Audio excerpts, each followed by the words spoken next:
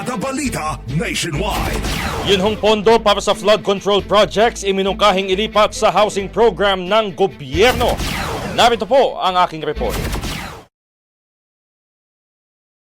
Iminungkahi ni Bacolod City Representative Albi Benitez na ilipat na lang ang pondo ng ilang flood control projects ng Department of Public Works and Highways sa proyektong pabahay ng gobyerno.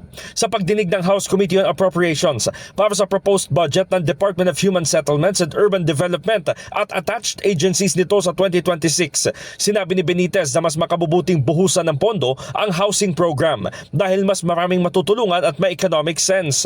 Kung ihahambingan niya sa ibang mga bansa, malayong ang Pilipinas pagdating sa alokasyon ng pondo sa pabahay.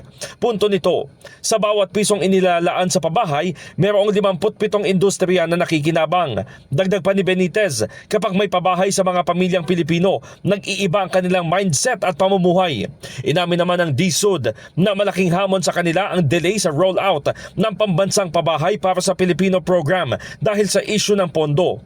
Ang inilaan umano sa kanila sa ilalim ng 2026 National Expenditure Program ay nasa 5.56 billion pesos na 14% na mas mababa kumpara ngayon 2025, kaya apektado ang deliverables at programa. Brigada Balita Nationwide. Brigada Balita. Ang bahaging ito ay hatid sa atin ng Yummyvit ES2 Oral Drops. Simulang tuparin ang pangarap ng iyong anak. And stunting now,